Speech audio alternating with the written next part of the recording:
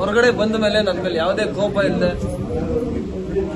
As a friend ಹೊರಗಡೆ ಬಂದು ನನಗೆ ಸಪೋರ್ಟ್ ಮಾಡಿದ್ದಾಳೆ ಗಂಡು ಹುಡುಗಿ ಅದು ಬಂದ್ಬಿಡುತ್ತೆ ಮಚ್ಚ ಅಂತಾನೆ ಹೇಳಿದೀನಿ, ಅದಕ್ಕೆ ಸಪೋರ್ಟ್ ಮಾಡಿದ್ದಾಳೆ. ಅದು ಅವಳ ದೊಡ್ಡತನ. ಅಂದ್ರೆ ಏನೋ ಒಂದು ಆಗಿದೆ ಮಿಸ್ಟೇಕ್ ಅಥವಾ ಏನೋ ಗೇಮ್ ಅಂತ ಯಾವ್ದನ್ನ ಮನ್ಸಲ್ಲಿ ಇಟ್ಕೊಳ್ದೆ ಮತ್ತೆ ಬಂದು ಸಪೋರ್ಟ್ ಮಾಡೋದಿಲ್ಲ. That is great. ದಟ್ ಏನೋ ಗ್ರೇಟ್ ಪೊಟೆನ್ಶಿಯಲ್ ಬೇಕು ಅದಕ್ಕೆ, ಅಂದ್ರೆ ಗ್ರೇಟ್ ಪರ್ಸನಾಲಿಟಿ ಬೇಕು. ಅದಕ್ಕೆ ಉತ್ತರ ನಾನು ಕೊಟ್ಟಿಲ್ಲ, ಕೊಡೋದು ಇಲ್ಲ. ಓಕೆ ಬ್ರೋ, ಆಚೆ ಬಂದಾದ್ಮೇಲೆ ಸಂಗೀತವನ್ನ ಮೀಟ್ ಮಾಡಿದ್ರಾ ಇಲ್ಲ ಮಾಡ್ಬೇಕು ಅಂತ ಅನ್ಕೊಂಡಿದೀರಾ? ಸಿಕ್ಕಿದೀವಲ್ಲ ಸುಮಾರು ಇವೆಂಟ್ಗಳಲ್ಲಿ. ಮೊನ್ನೆ ಹೊಸಪೇಟೆಗೆ ಹೋದಾಗ್ಲೂ ಎಲ್ಲದಕ್ಕೂ ಆನಂದ್ ಅವರು ತುಂಬಾ ಸಪೋರ್ಟಿವ್ ಆಗಿ ನಿಂತ್ಕೊಂಡಿದ್ದಾರೆ.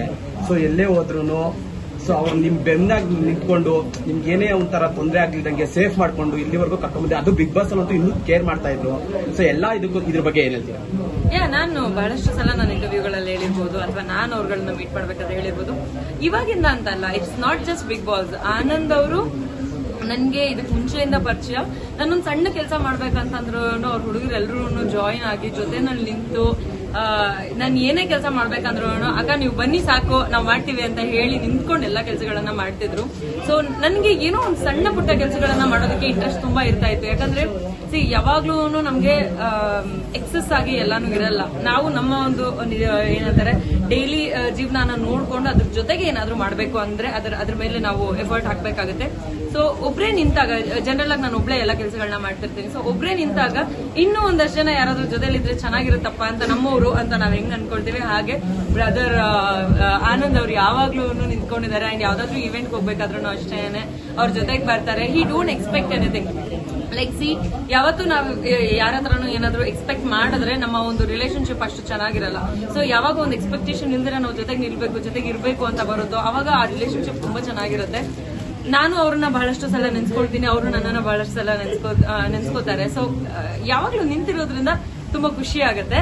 ಇನ್ನು ಮತ್ತೆ ನೀವು ಯಾರ್ಯಾರು ನನ್ನ ಜೊತೆ ನಿಂತಿದ್ದಾರೆ ಅಂತ ಕೇಳಿದ್ರೆ ಹೊಡಿತೀನಿ ನಿಮ್ಗೆ. ಯಾಕೆ ಅಂತಂದ್ರೆ ನನ್ನ ಫ್ರೆಂಡ್ಸ್ ಎಲ್ರೂ ನನ್ನ ಜೊತೆನಲ್ಲಿ ನಾನು ಏನೇ ಕೆಲಸ ಮಾಡ್ಬೇಕಾದ್ರೂ ನಿಂತಿದ್ದಾರೆ. ನನ್ನ ಫ್ಯಾಮಿಲಿ ಕೂಡ ನನ್ನ ಜೊತೆ ನಾನು ಏನೇ ಕೆಲಸಗಳನ್ನ ಮಾಡ್ಬೇಕಾದ್ರೆ ನಿಂತಿದ್ದಾರೆ.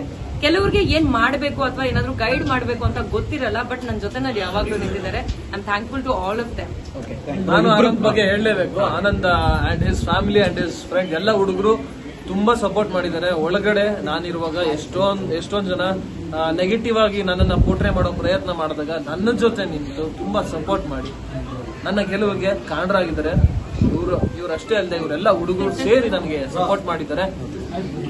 ಸೊ ಅವರು ಈ ರೀತಿ ಒಂದು ಪ್ರೋಗ್ರಾಮ್ ಇದೆ ಅಂದ್ರೆ ಒಂದು ವ್ಯೂ ಹೆವೆನ್ ಅಂತ ಒಂದು ಸೆಲೆಬ್ರೇಷನ್ಸ್ ನಡೆಯುವಂತ ಒಂದು ಸ್ಥಳ ಮಾಡ್ತಿದೀವಿ ಅಂತ ಹೇಳಿದಾಗ ಡೆಫಿನೆಟ್ಲಿ ನನಗೋಸ್ಕರ ಅವ್ರು ಅಷ್ಟು ಕಷ್ಟಪಟ್ಟಿದ್ದಾರೆ. ಇವತ್ತಿಗೂ ಅವರು ನಿಲ್ಲೋದಕ್ಕೆ ಅವರ ಸ್ನೇಹಿತರಿಗೋಸ್ಕರ ಕಷ್ಟಪಡ್ತಾ ಇದ್ದಾರೆ. ಸೊ ಐ ಸೆಡ್ ಎಸ್, ಯಾವುದೇ ಒಂದು ಹಿಂದೆ ಮುಂದೆ ಇಲ್ಲದೆ ಬರ್ತೀನಿ ಅಂತ ಅಂದ್ಕೊಂಡೆ.